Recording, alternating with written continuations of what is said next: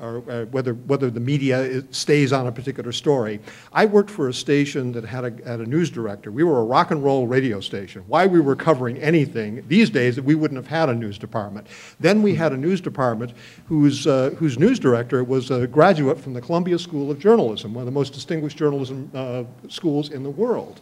And he pushed us for 6 weeks, us reporters working on rock and roll radio, to cover the Houston mass murder case.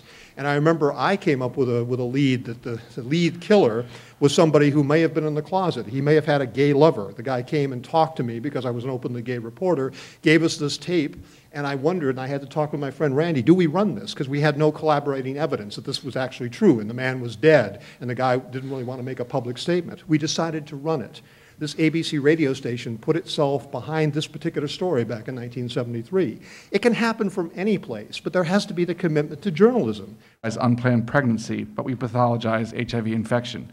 It's absurd. And this is the kind of nuancing that the gay and queer press can bring to a story to make sure that everyone's perspective is reported.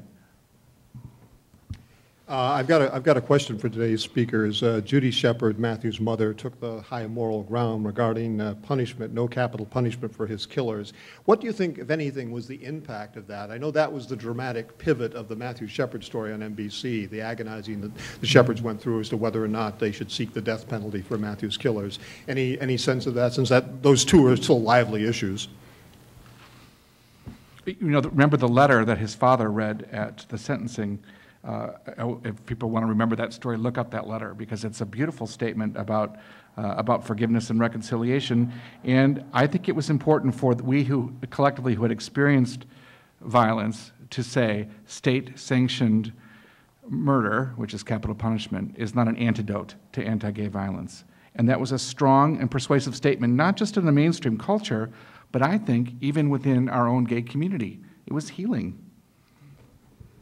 I agree 100% with Jim. I'm against the death penalty, so I'm against it for anybody. Anthony Milano's killers got the death sentence, and I was opposed to it. As much as that trial devastated me, as much as I hated those two men and hated the sight of them every day I had to walk into that courtroom, I still do not want the death sentence for anybody. So. I've been reminded there are a number of activities celebrating the 10th anniversary or commemorating the 10th anniversary of Matthew Shepard's murder in the Bay Area, and I think the Laramie Project, there's going to be a production of that in Santa Cruz, and people can consult their local listings. We're getting to the point where we have to kind of wrap things up. I'd like for each member of the panel who would like to have a final word to have a final say. In the sense of, you know, I think we've developed several interesting theories, several interesting threads, which are hard, you know, AIDS, Matthew Shepard, the role of the mainstream versus the gay press. If anybody wants to find a way to wrap it up, to sum it up in their own terms, we've got a minute or so, like in the presidential debates, a minute or so for everybody. Why don't we begin? And just to respond to Jim, I wasn't pathologizing, but I think that this is a question, and I think the queer press is really where this should take place.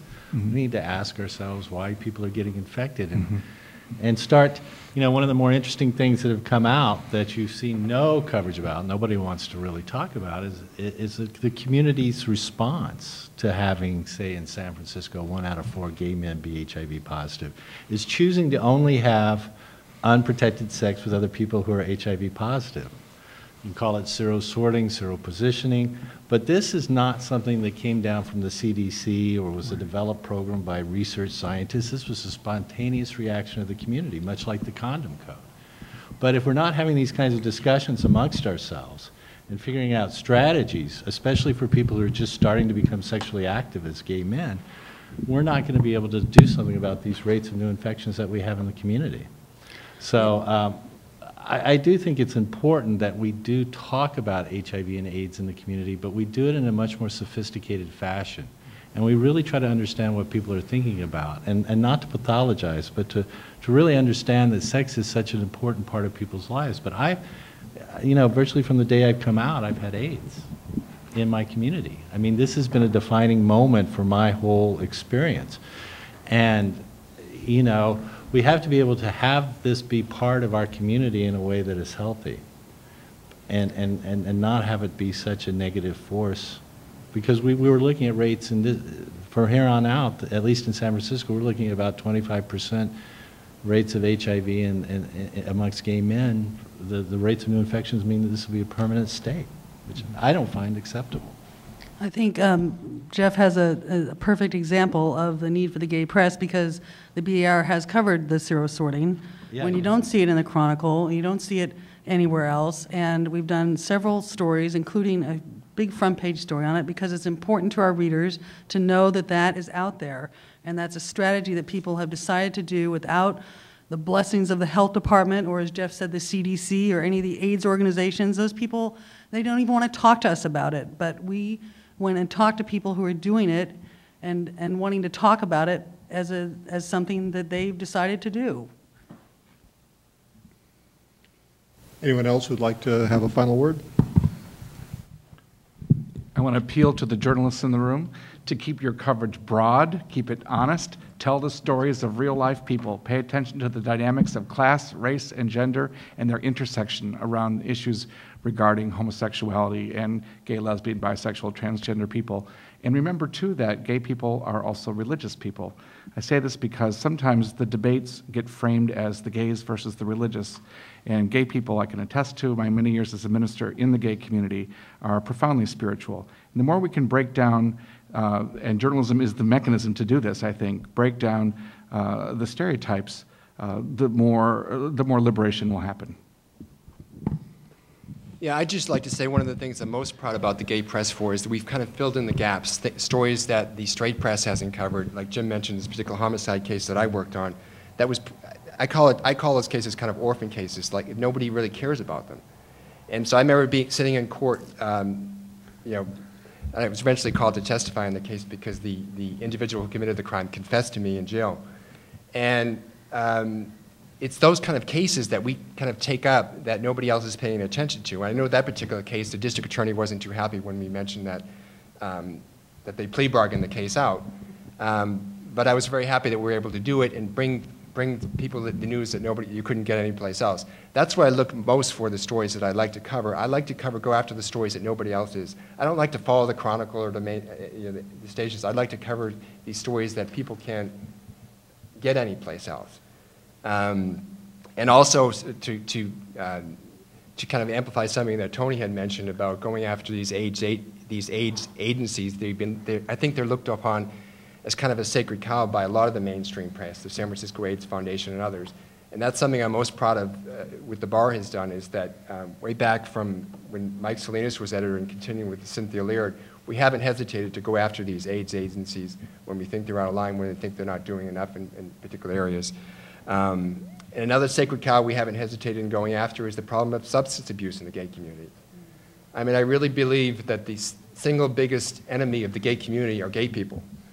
The religious right, George Bush is sneaking into people's bedrooms and sticking crack up their nose. I mean, that's a decision that's been made by individual gay people, and that's something that the Bay Area Reporter has not hesitated in covering. For a while during the drug GHB craze, I think people were probably getting sick of it, because week after week I'd report of these people that were overdosing in clubs, et cetera, and nobody else was doing that. And I hope that in some small ways we kind of woke people up and maybe had a positive effect on that problem. I think the greatest shame of journalism in this country in the last decade is the fact that most of the mainstream media bought the weapons of mass destruction.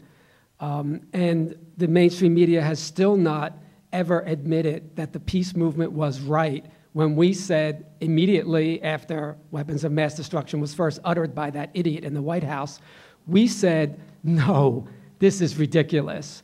And you know, the mainstream media continued just echoing and reading press releases from basically the administration talking about weapons of mass destruction and never really doing the kind of investigative journalism that, you know, a Woodward and Bernstein would have done a couple decades before that. So if you're going to be journalist, question everything. I think you should have that above your desk. Seriously, I did when I was a journalist. And I left journalism because I wasn't happy with the fact that I was being told to be objective. And think about this word objective. What does it mean? How do you be objective? You can be fair. You can be balanced. How do you be objective? Are you going to tell me that you're going to subtract all your feelings, emotions, political beliefs, and everything when you're going to write that story? But then your editor turns around and puts it, on page 62 below the ads for toilet cleaners, or they run a picture of the person in the story that makes them look like a total idiot.